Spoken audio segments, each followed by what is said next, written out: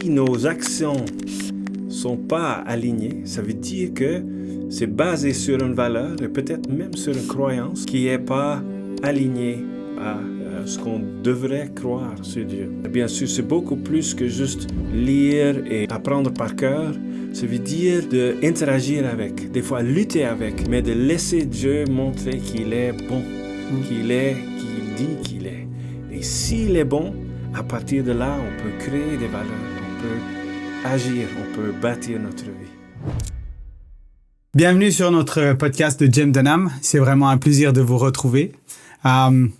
Pour un nouvel épisode cette fois, avec un nouvel invité, avec un nouvel orateur dans notre EFD, dans notre école de formation de disciples.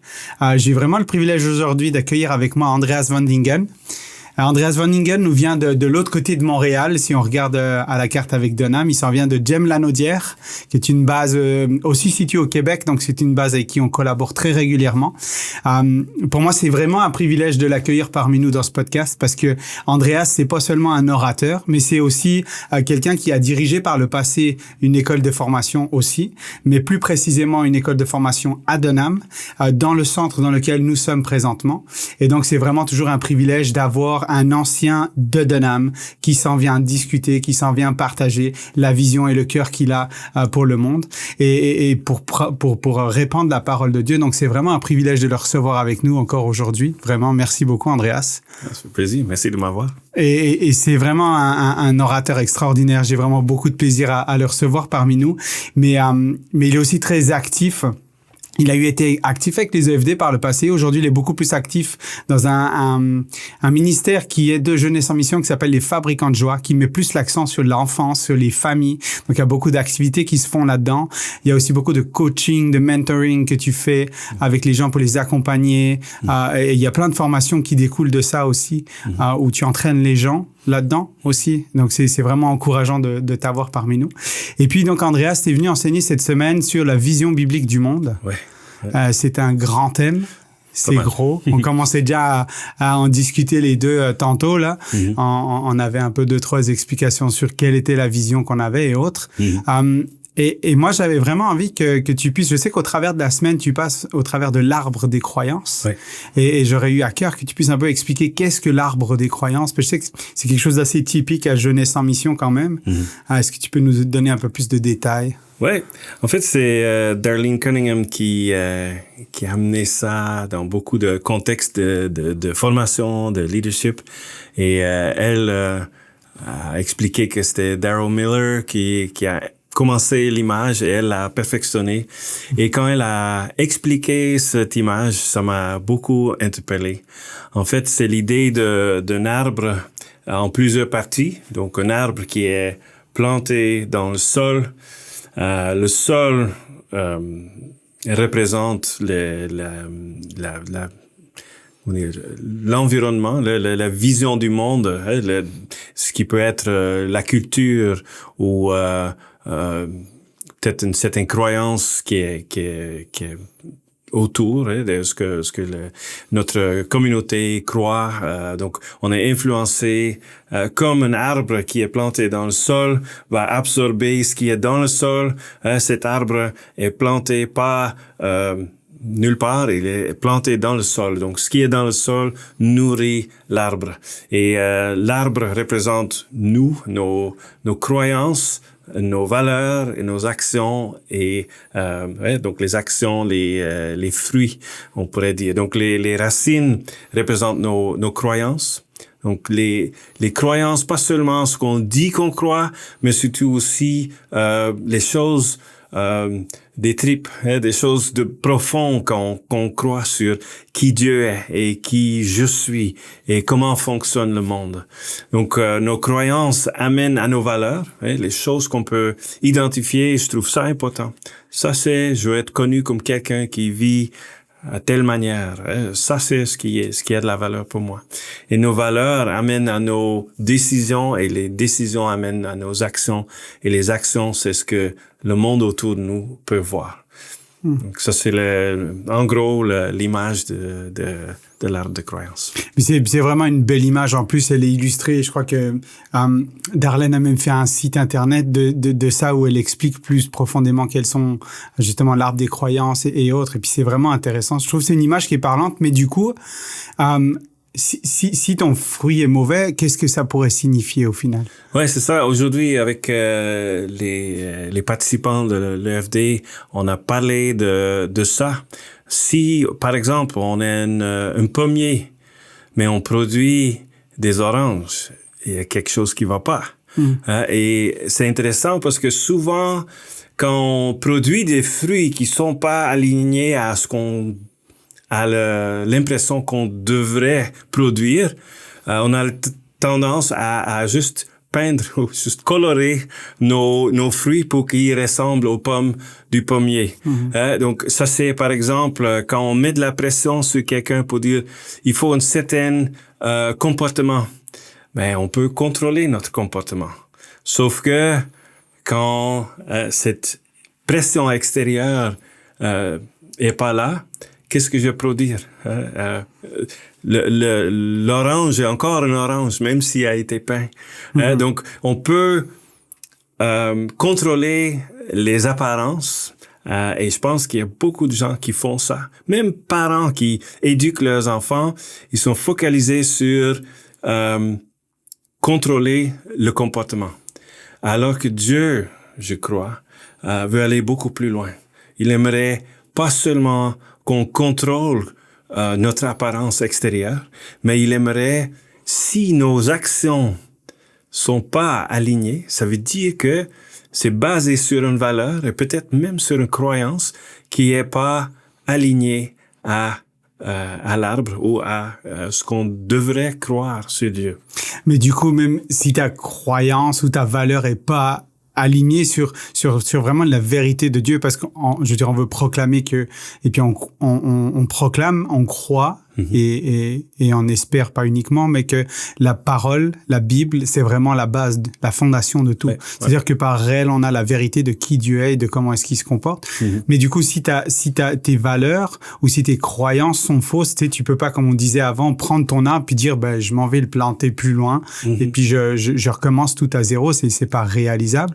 Comment est-ce que tu es capable d'apporter une transformation? Ouais. Est-ce que même tu peux apporter une transformation, un changement à ça? Ouais, c'est une bonne question parce que je pense pour vraiment amener une transformation, il faut qu'on retourne jusqu'aux racines, jusqu'à ce qu'on croit véritablement. Parce qu'en tant que chrétien, on peut dire Dieu est bon. Hein? C'est une expression qu'on peut utiliser facilement. Oh, Dieu est bon, Dieu est bon. Mais ça se peut que profondément, qu'il y a des choses qui ont fait que peut-être on n'arrive pas vraiment à croire que Dieu est entièrement bon. Je me souviens, il y a plusieurs années que on priait pour avoir un troisième enfant avec mon épouse et on a prié pendant quelques années.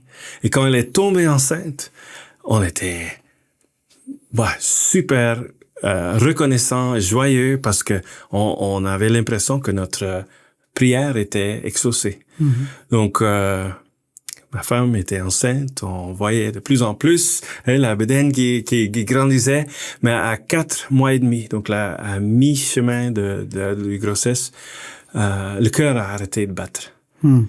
Et ça a été extrêmement difficile. On est allé à l'hôpital, même si le bébé était mort, il devait être, elle devait accoucher. Et avec ça, on a vécu un moment, bien sûr, de deuil, mais en même temps, il y avait dans nos cœurs une lutte. Seigneur, on croyait que tu es bon. On croyait que tu es le Dieu de la vie. On croyait que tu réponds à nos prières. C'était comme si on était ébranlés dans nos racines. Est-ce que ce qu'on disait, ce qu'on croyait, est-ce que c'était vraiment vrai? Et je peux pas dire que oh là, Dieu nous a comme juste montré que voilà, il faut pas douter, Dieu est juste bon. Non, ça a été un processus douloureux, mais en même temps, je me souviens un moment où Dieu m'a comme parler dans mon cœur. Il dit, je connais la douleur de perdre un enfant parce que j'ai perdu mon fils. Et il y avait quelque chose de profond et d'intime de partager un moment de souffrance avec notre Créateur, avec notre Père Céleste. Donc c'est, comme je disais, la vie est pas toujours facile. On n'a pas toujours les réponses claires et nettes. Mais comme tu disais, il y a quelque chose dans la parole de Dieu. On peut trouver le caractère et la nature de Dieu. Et nos croyances sont soit basées sur qui Dieu est ou sur une fausse impression de qui il est. Et donc, si, par exemple, on a certaines croyances qui ne sont pas alignées à ce qu'on dit qu'on croit, c'est comme si nos racines se nourrissent de quelque chose d'autre que la vérité de Dieu. Mm-hmm. Et avec les étudiants cette semaine, on a regardé qu'on a une possibilité de choisir où est-ce qu'on se nourrit. Est-ce qu'on se nourrit de notre environnement avec les croyances, avec les expériences, avec les tentations, peu importe ce qui vient, ou est-ce qu'on choisit de se nourrir de la vérité qu'on trouve dans la parole de Dieu. Et se nourrir, bien sûr, c'est beaucoup plus que juste lire et apprendre par cœur. Ça veut dire d'interagir avec, des fois lutter avec, mais de laisser Dieu montrer qu'il est bon, qu'il dit qu'il est. Et s'il est bon, à partir de là, on peut créer des valeurs, on peut agir, on peut bâtir notre vie. Wow, ouais. C'est profond, je dirais même. Ouais, c'est profond. C'est un peu comme on discute les racines du départ, c'est vraiment ça. Ouais. Alors que tu parlais, j'avais juste pensé en fait, est-ce qu'on peut considérer que c'est comme une révélation? Tu sais, on dit certaines fois, quand j'ai compris quelque chose, des fois on dit la pièce est tombée, ou j'ai eu cette compréhension-là, j'ai eu cette révélation, en fait, qui te permet de plus douter. Mais est-ce qu'on peut considérer que les croyances que tu as sont des révélations, même si c'est pas toujours des choses que tu sais que ça t'a été révélé?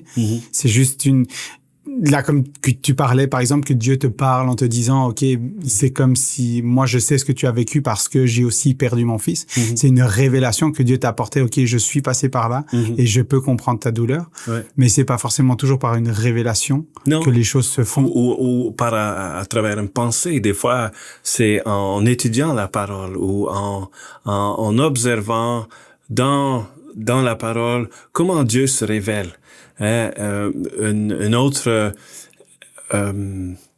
histoire qu'on a regardée avec l'école des disciples, c'est qu'on a regardé le moment que le peuple d'Israël est sorti d'Égypte et ils sont dans le désert et ils viennent à le mont Sinaï et là Dieu choisit, il dit, je vous choisis, je veux être votre Dieu, vous serez mon peuple.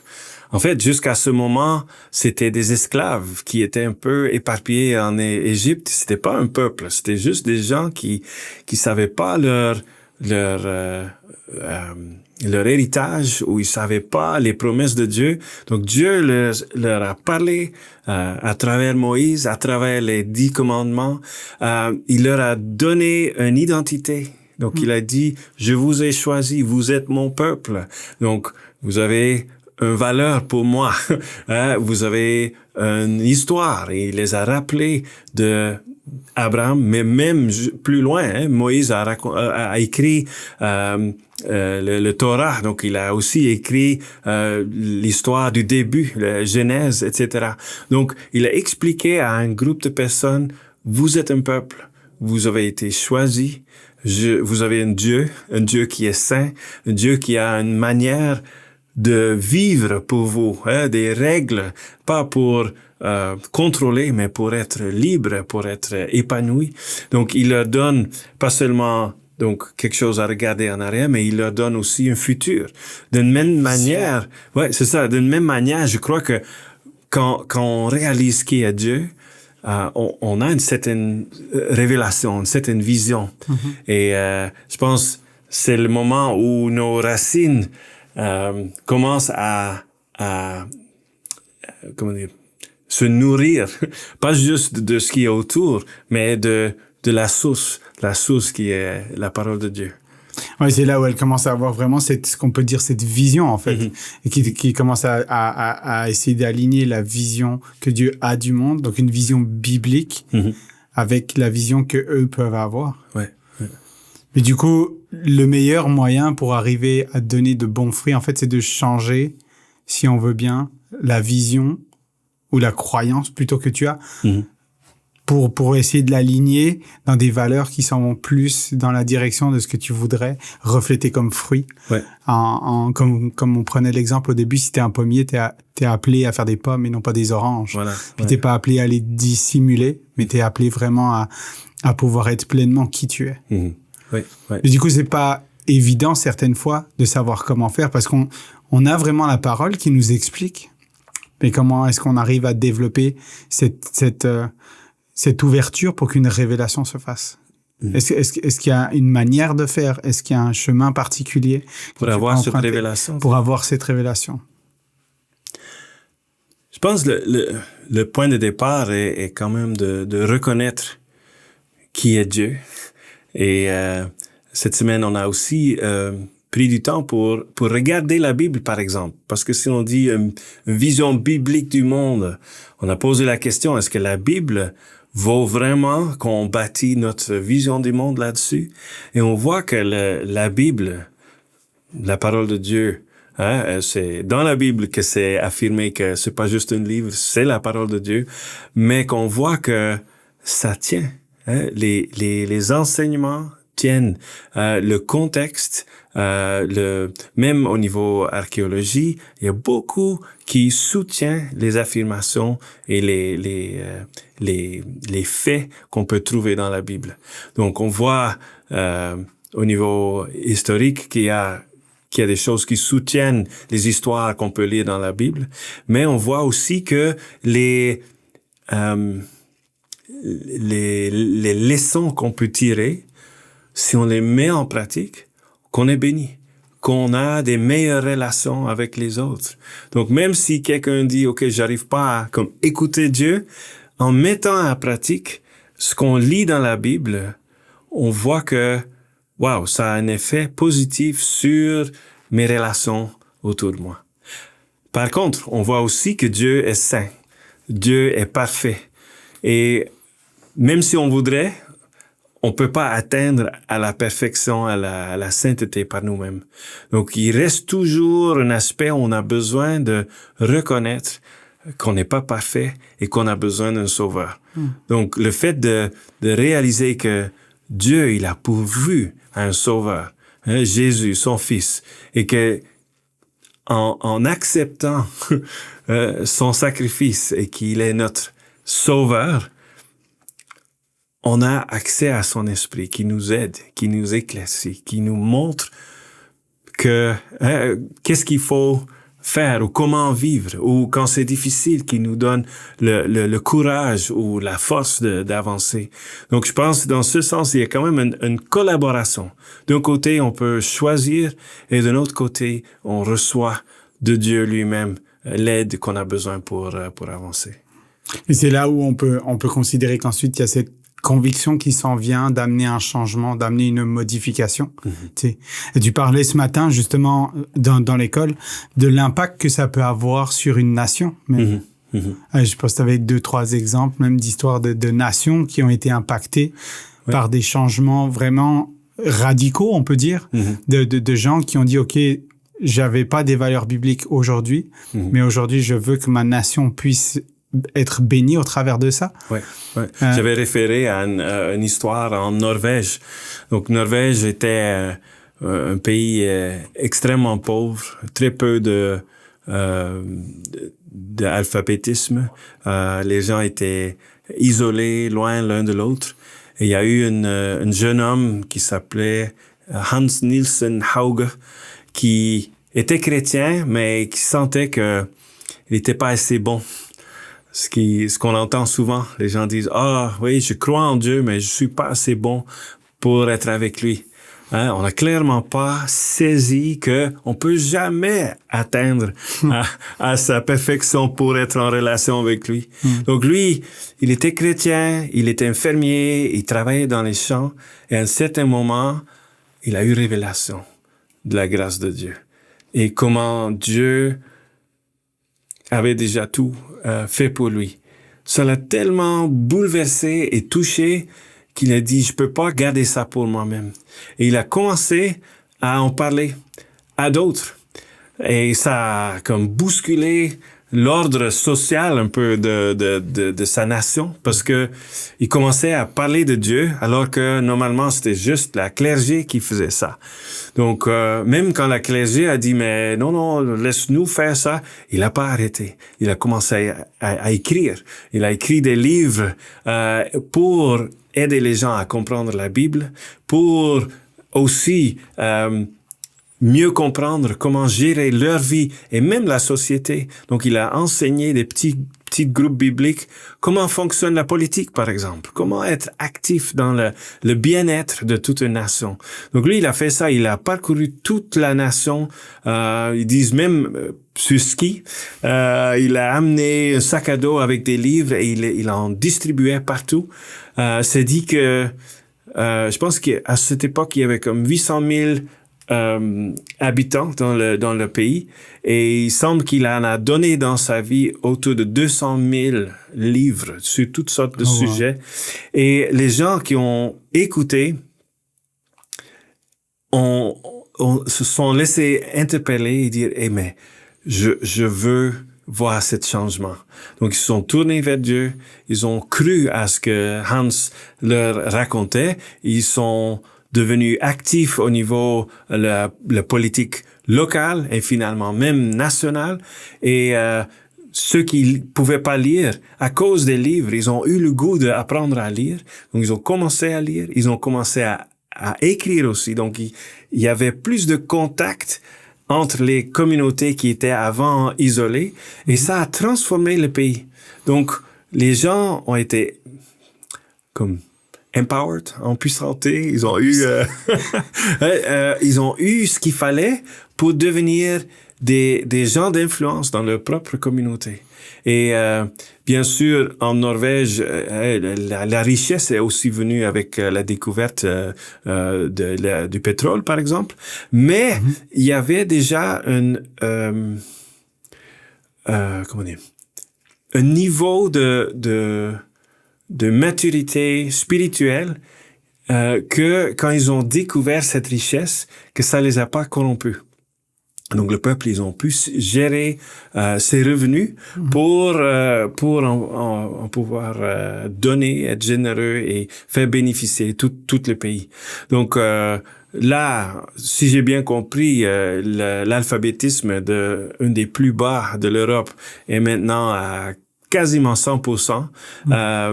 Le revenu par habitant est parmi les plus hauts des pays dans le monde. Donc on voit que même si ça a été une révélation pour une personne au niveau spirituel, ça a eu des répercussions sur tous les domaines de sa vie, et pas seulement à lui, de tous ses citoyens ou les citoyens de son peuple.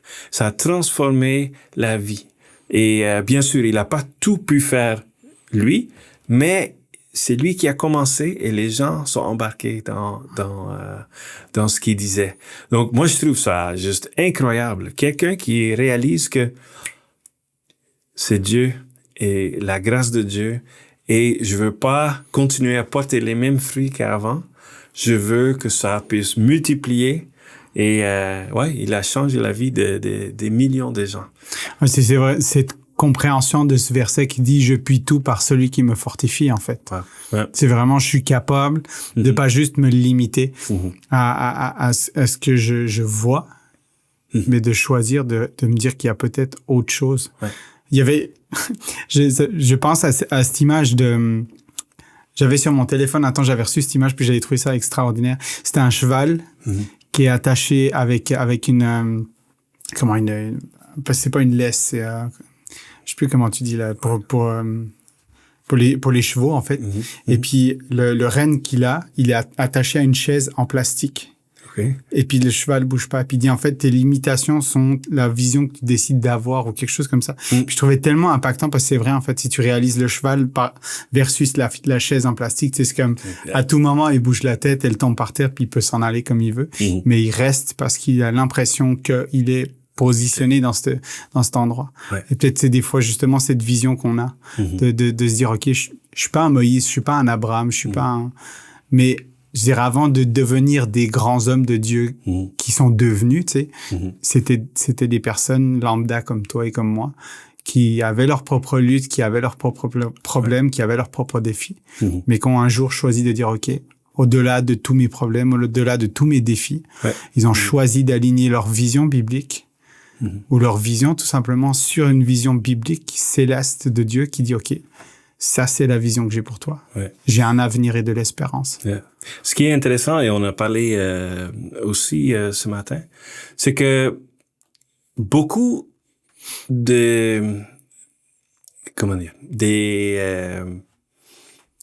initiatives de faire d'évangélisation ont eu pour but d'avoir plus de croyants. Par contre, Jésus dit va faire des disciples. Donc, la différence pour moi entre un croyant et un disciple, c'est qu'un croyant peut être un récipient. Il a reçu la bonne nouvelle et il le vit. Un disciple veut devenir comme son maître. Donc, il le reçoit et ensuite, il le partage avec quelqu'un d'autre. Et je crois qu'il y a quelque chose d'important là aussi. Si Hans aurait dit « Wow, merci Seigneur, tu m'as transformé, tu m'as accepté, c'est super », mais il serait resté sur son champ avec son cheval, ça aurait pas changé le monde. Par contre, je crois que c'est important que nous croyons qu'on n'a pas été appelés d'être croyants, mais qu'on est appelés à être des disciples qui forment des disciples. Dans l'image de l'arbre de croyance, on a les fruits. Et quand les fruits tombent, il y a des graines, des semences dedans, qui ont le potentiel de créer d'autres arbres de croyance, qui ont le potentiel pour faire encore d'autres arbres de croyance. Donc, il y a cette idée de, si on veut voir un changement, mais prions que Dieu nous aide à pas être des récipients, mais ceux qui transmettent plus loin. Ouais, c'est vraiment de transformer ce verre qui récipione en un, comment tu dis, en un pichet qui est capable de verser dans la vie des autres. C'est vrai. C'est wow, ouais. Puis c'est vraiment le but auquel on aspire. C'est vraiment la chose qu'on veut, justement, quand tu cites ce verset dans Matthieu où il dit « Faites de toutes les nations des disciples ». Ouais. Je crois aussi qu'une cruche est plus bénie qu'un récipient. Parce que quand on donne plus loin, c'est qu'on donne l'occasion aussi à l'Esprit d'agir à travers nous. Quand Dieu nous donne à cœur de prier pour quelqu'un, si on reste dans notre coin, on va avoir notre salut et c'est super. Mais si on agit, on peut collaborer avec Dieu et voir ce qu'il veut faire dans la vie des autres, ce qui bâtit notre foi et qui nous donne envie de voir encore plus. Hein? Donc, il y a quelque chose de fort. Mais est-ce que c'est, du coup, annoncer que c'est plus facile? Est-ce que les choses sont simplifiées? Est-ce que les choses sont plus accessibles forcément parce que tu choisis de marcher dans ce chemin-là ou... Je crois pas. Je crois qu'il y a quand même des défis. Par contre, si on a décidé que je veux pas garder ça pour moi, si on dit Seigneur, ouvre-moi mes yeux pour voir les opportunités. Montre à moi comment je peux en parler à mon voisin ou à mon collègue ou quelqu'un que je vais rencontrer. Ça donne une certaine anticipation. C'est clair que, je sais pas, pour moi, à chaque fois que j'ai à cœur ou j'ai la conviction que je devrais témoigner, il y a toujours un petit truc je dois franchir. Mais je sais que quand je le fais, ça donne tellement de joie, ça donne tellement de satisfaction. La joie que j'ai reçue de pouvoir le transmettre à quelqu'un d'autre, que ça me booste énormément. Non, c'est clair. C'est toujours un challenge. Je pense que même le plus grand évangéliste, si tu lui demandes, c'est un challenge pour lui de partager l'évangile, de dire, OK, je vais. J'entendais une fois un évangéliste qui est très connu en Europe qui disait justement, certaines fois où il vit de son ministère pleinement, il est très actif et tout, et où il disait justement, il y a un jour où j'avais juste envie, j'étais dans un hôtel, il était, je crois, à Dubaï ou je sais plus où, pour des conférences et autres et des rendez-vous. Puis il était comme, OK, je m'en vais aller me coucher dans ma chambre, puis je vais aller me reposer. Puis à ce moment-là, Dieu lui dit, non, maintenant je veux que tu ailles là-bas, puis je veux que tu fasses ça. Parce qu'il avait créé une rencontre, puis il était comme, Seigneur, non, j'ai juste pas envie. Là, je veux juste me reposer, je veux juste faire qu'est-ce que, tu sais, avoir mon temps pour moi, puis pas devoir. Mais il a choisi de marcher dans l'obéissance et il s'avérait que le chauffeur de taxi qui l'a emmené, il a pu lui parler, il a pu lui parler de Dieu, et puis le gars s'est converti et puis il a tourné sa vie à Jésus. Et c'était vraiment un magnifique témoignage de dire, OK, il avait pas envie, ça lui coûtait de le faire même. Et puis pourtant, c'est quelqu'un qui j'irais payer pour, si on veut, dans le sens il a lancé son ministère, il est habitué à voyager dans les nations. C'est sa job, c'est partager l'évangile partout où il va. Et c'est quelqu'un qui décidait quand même de dire par moment, Seigneur, j'ai pas envie, mais qui choisit malgré tout de marcher dans l'obéissance. Et il y a le fruit qui vient dans l'obéissance que tu marches. Et c'est tellement encourageant, mais c'est comme ce que tu nous partageais tantôt avec ton épouse aussi, de réaliser que au milieu de ça, tu choisis de dire Dieu est bon. Au milieu de l'adversité, tu choisis de marcher dans ce chemin, de dire, OK, j'ai mal. Parce que tu as le droit de dire que tu as mal, puis tu as le droit de dire que c'est pas évident. Mais tu choisis de marcher dans cette obéissance et de dire, OK, j'obéis à la croyance que tu es bon, même si je peux pas expliquer. Est-ce qu'on doit vraiment toujours pouvoir tout expliquer? Et je pense même de crier à Dieu que je comprends pas, ou c'est pas juste, ou Dieu, il est pas vite ébranlé par ce qu'on peut lui dire. Ce que je trouve fort aussi, parce que, comme tu dis, quand on a mal, on n'a pas à les cacher. Pas de lui. Il y a des contextes pour être vrai. Et je pense avec Dieu, c'est un contexte sécure où on peut lui dire ce qu'on ressent, ce qu'on croit ou ce qu'on voit juste pas. Ou quand on lit les psaumes, on voit que David, il est extrêmement vrai avec Dieu. Il dit des choses assez intenses. Mais Dieu est pas ébranlé. Dieu est plus grand que ça. Il connaît nos cœurs. Il connaît nos insécurités aussi.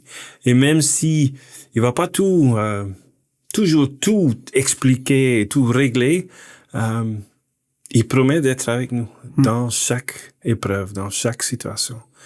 Et ça me rassure. Même s'il y a des choses que je comprends pas et même si je trouve ça pas cool de pas tout savoir, je peux m'appuyer sur le fait que lui, il est bon, il est avec moi et il écoute quand je lui parle. Ça, c'est quand même extrêmement. Ben, c'est sûr que des fois, ce serait plus pratique, tu sais, de comme dire à Dieu, écoute, ça va pas, brûle-les tous, et puis, débarrasse-les, et que j'ai plus à les voir, on s'entend, tu sais, ce serait des fois plus agréable, ça permettrait, mais qu'est-ce que j'apprendrais au final, au milieu de tout ça? Qu'est-ce que je chercherais? Puis comme tu dis, tu sais, David était libre de faire et de dire des choses même extravagantes et choquantes, certaines fois où tu te dis comment est-ce que tu oses dire ça devant Dieu?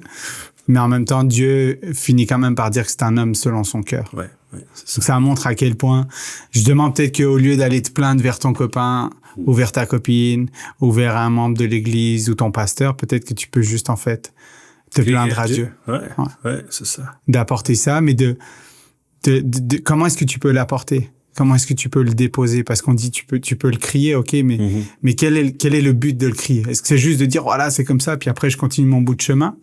Ou est-ce que le but est peut-être que Dieu fasse quelque chose? Est-ce que... C'est que des fois, quand on porte des choses qui sont lourdes ou difficiles, déjà de pouvoir l'exprimer, de le dire, ça soulage. Ça fait comme... Ou des processeurs verbaux, par exemple. Quand ils parlent, d'un coup, ils disent OK, j'ai pu le dire, là, ça fait plus de sens. Donc, je pense qu'il y a un aspect de de pouvoir le cracher ou le faire. J'ai entendu des gens qui, en frustration, ont décidé, moi, je veux pas blesser personne d'autre. Ils sont allés dans la forêt avec un bâton, ils ont frappé des arbres et crié. Ah! Il y a un aspect libérateur à ça. Est-ce que ça règle tout? Sûrement pas. Mais je pense, comme David a pu être vrai avec Dieu, si on croit que Dieu est bon, qu'il est avec nous, qu'il est assez grand pour pas être ébranlé, il reçoit nos paroles. Et quand on crie pour de l'aide, je sais pas comment il va le faire, mais je crois que si on demande de l'aide à Dieu, qu'il va le faire. Et ça, c'est des étapes de foi peut-être. Et bien, je sais pas si ça répond à la question que tu as posée. Mais... Est-ce qu'on pourrait dire que c'est une étape vers le discipulat, justement, vers le fait, parce que le but du discipulat en soi, c'est de devenir comme Christ. Ouais. C'est de marcher en se rapprochant toujours plus de l'image de Christ, dans une vision biblique qui est centrée sur Dieu, sur ce qu'il a, alors qu'il dit à Israël, puis on est receveur de cette promesse qu'il fait à Israël, que nous avons été choisis, qu'on fait partie des descendants d'Abraham, et que du coup, on a un avenir et une espérance en lui. Et comme nous disait Jésus, je pense, tout n'est pas facile, tout sera pas facile, mais comme tu dis, si sa valeur est bonne, si qui il est bon, au travers des difficultés, on arrivera toujours à percevoir la bonté de Dieu. Oui, c'est ça. Ouais, et d'avoir sa présence avec nous. Que je pense, alors que tu disais ça, je pensais juste à Jésus qui, quand il était sur terre, surtout ces derniers moments avant d'être arrêté, je pense qu'il a crié à Dieu aussi. Il a dit, « Ouh, Seigneur, là, c'est difficile. Si tu peux l'enlever, volontiers, hein? Mais que ta volonté soit faite. » Je crois qu'il y a eu une certaine dépôt de son cœur envers son Père. Mais je crois aussi qu'on a cette promesse que le Saint-Esprit nous accompagne. Le Saint-Esprit qui est aussi appelé le Consolateur. Donc, ça veut dire que si on porte des choses, s'il y a des choses qui sont difficiles, on peut faire confiance qu'on n'est pas seul. Et ça fait déjà une différence. De savoir que Dieu chemine avec nous à travers le Saint-Esprit. Qu'il est partout, à la fois. Et puis qu'il marche vraiment avec nous. Ça nous apporte la consolation que peut-être ces cris que tu exprimes en forêt pour te défouler, te déchaîner de ce qui t'habite, au final, tu te tournes pas vers un instrument, tu te tournes pas vers quelque chose, mais tu te tournes vers Dieu, qui est le créateur, et c'est lui qui est capable à ce moment-là. Je sais pas, moi, ça me donne la pensée qu'à ce moment-là, Dieu peut ouvrir une porte pour travailler dans ton cœur. Parce que t'as pas cherché à raconter à quelqu'un d'autre ou médire sur une personne ou être désobligeant. Mais au contraire, t'as ouvert ton cœur à Dieu. Alors, je pense que j'ai envie de croire qu'un chemin se crée à ce moment-là dans ton cœur pour que tu puisses être travaillé, approché. Que ta vision change. Pour que tes croyances deviennent plus proches de celles que Dieu est. Comme on en discutait, pour que tu puisses ensuite avoir des fruits qui se portent, pour que ta nation puisse être transformée. Les gens autour de toi, les cercles dans lesquels Dieu t'a placé. Wow. Merci infiniment, Andreas. C'était vraiment un privilège de passer ce temps avec toi. Pour moi aussi. Et on se réjouit de continuer cette semaine d'enseignement auprès de l'EFD. Je sais qu'il y a encore plusieurs choses que tu vas aborder, donc on se réjouit d'avance. En tout cas, merci vraiment pour ce temps aussi d'échange qui est toujours vraiment enrichissant. C'est agréable. J'aimerais peut-être juste t'inviter, si t'es d'accord, de peut-être avoir une prière inspirée pour des gens qui pourraient regarder cet épisode. Qu'est-ce que Dieu poserait dans ton cœur de prier sur eux et de pouvoir accompagner pour terminer notre temps. Yes. OK. Merci Seigneur. Merci pour ce moment. Merci parce que c'est tellement riche de découvrir qui tu es. Et merci parce que tu es à l'œuvre en nous, tes disciples, ceux qui veulent être transformés par toi. Et Seigneur, je prie que ceux et celles qui regardent cette vidéo, qui écoutent ce qu'on a discuté, Je prie, Seigneur, que avec ton Saint-Esprit, tu les inspires, que tu leur montres que tu es là, à leur côté. S'ils vivent des choses difficiles, qu'ils puissent les déposer entre tes mains, que tu es proche, que tu te laisses trouver. Et pour ceux qui réalisent, j'ai des choses dans ma vie, certains fruits qui ne s'alignent pas avec ce que je dis que je crois.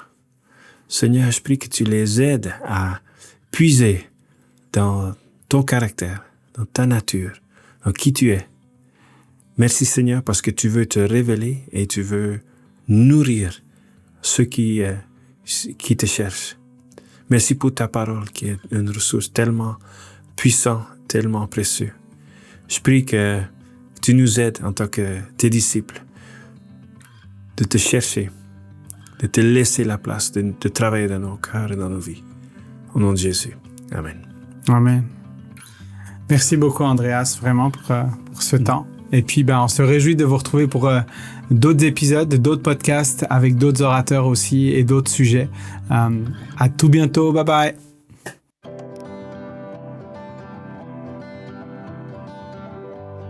À chaque fois que je me tourne vers lui, il y avait toujours quelque chose, il y avait toujours la patience, il y avait toujours le temps. C'est ça qui est génial, c'est une source inconditionnelle et intarissable d'amour. Et pour moi, c'est ça qui fait que tous les jours, je peux me réveiller et avoir cette expérience en moi, l'amour de Dieu. Et à travers